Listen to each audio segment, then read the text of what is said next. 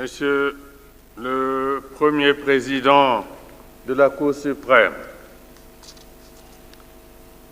Monsieur le Procureur général, après sa première session du 15 janvier 2024,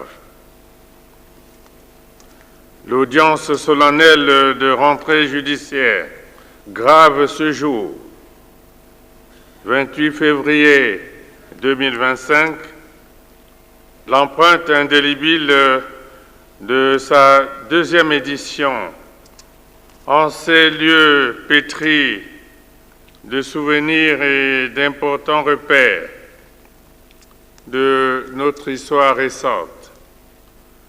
Je note la qualité remarquable de vos contributions qui rehaussent la singularité de cette cérémonie dédiée à l'affermissement continu de l'œuvre de justice dans notre pays.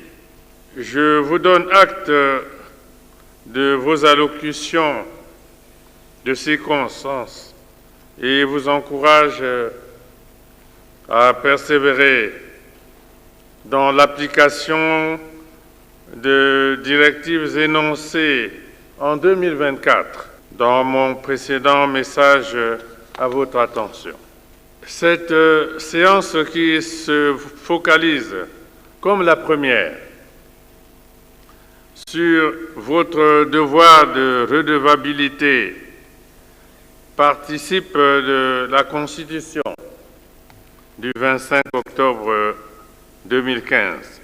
Elle prend pied au cœur des pratiques de notre justice, en l'occurrence de la Cour suprême en tant que juge du contrôle de la légalité et entité en charge de s'assurer et de veiller au fonctionnement régulier des autres juridictions nationales. Ainsi, il nous faut pérenniser cette heureuse tradition afin que l'exigence de rendre compte, je dis bien, l'exigence de rendre compte s'inscrive à jamais dans l'architecture de notre dispositif judiciaire.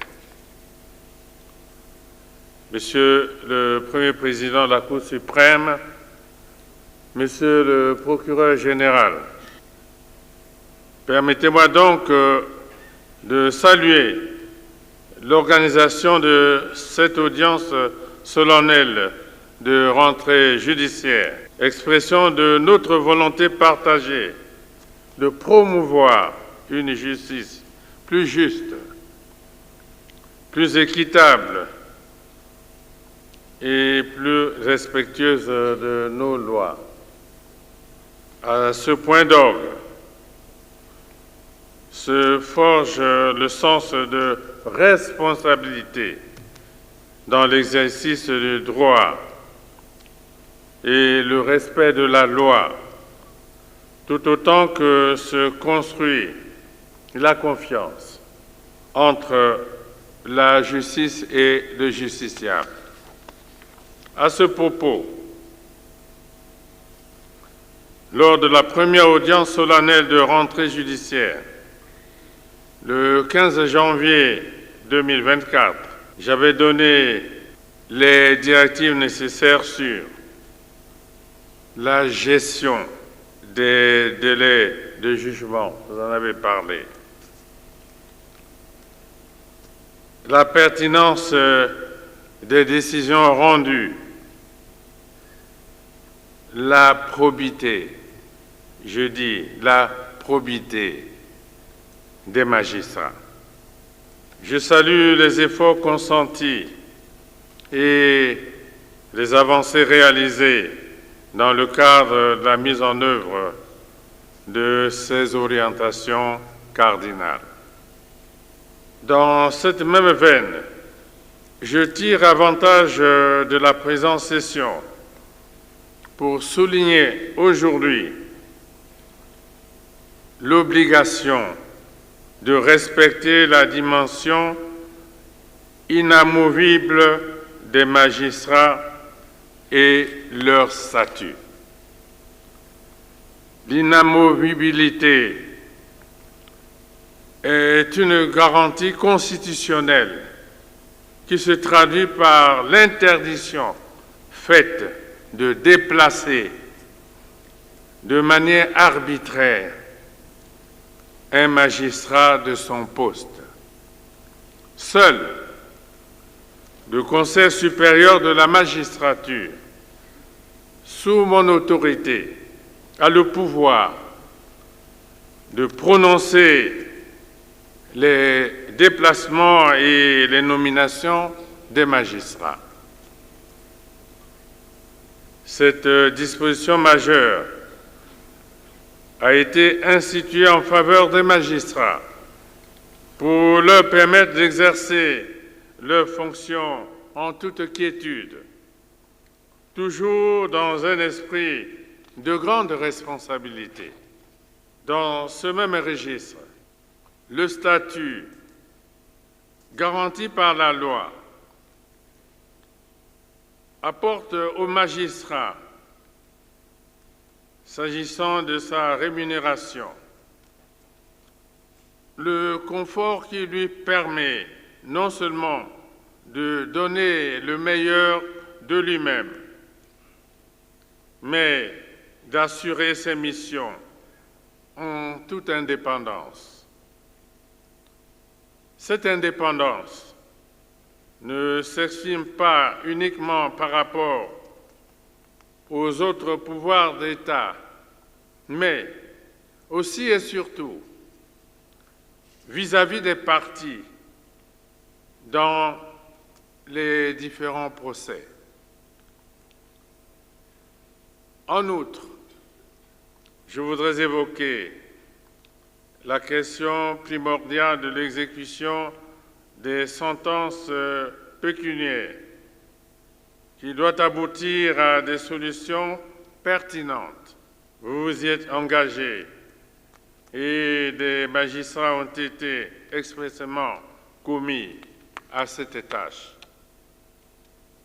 Enfin, la question de la collégialité au sein de toutes les juridictions d'instance, sans exception, appelle les professionnels de droit à accroître les échanges constructifs pour, en définitive, faire l'objet de dispositions à soumettre à la délibération des organes compétents de l'État, à savoir le Conseil des ministres et les deux chambres du Parlement.